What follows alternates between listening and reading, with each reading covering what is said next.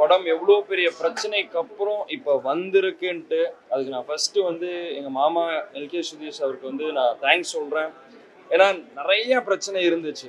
நாங்கள் ஆடியோ லான்ச்சில் சொன்னதுமா இருக்கட்டும், இன்டர்வியூஸில் சொன்னதுமா இருக்கட்டும், அதெல்லாம் முடிஞ்சிரும்னு நினச்சி ஒரு டேட் அனௌன்ஸ் பண்ணி திருப்பி பிரச்சனை மேலே பிரச்சனை வந்து இந்த படம் இப்போ வெளியே வந்திருக்கு.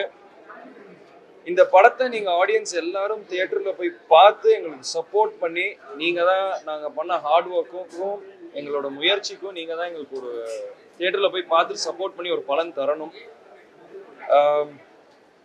இந்த படம் வந்து ஒரு ஒரு பெரிய லெசன் எங்களுக்கு நிறைய நாங்கள் கற்றுக்கிட்டோம். என்ன பண்ணணும், என்ன பண்ணக்கூடாது, சினிமாவில் என்ன மாதிரி இருக்கணும்னு இருக்கு.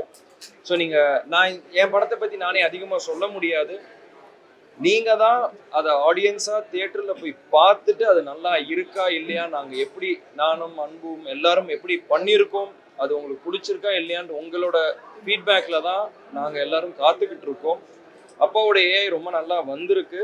நீங்க எல்லாரும் தியேட்டர்ல போய் பாருங்க, நீங்க கண்டிப்பா என்ஜாய் பண்ணுவீங்க. ஸோ நன்றி.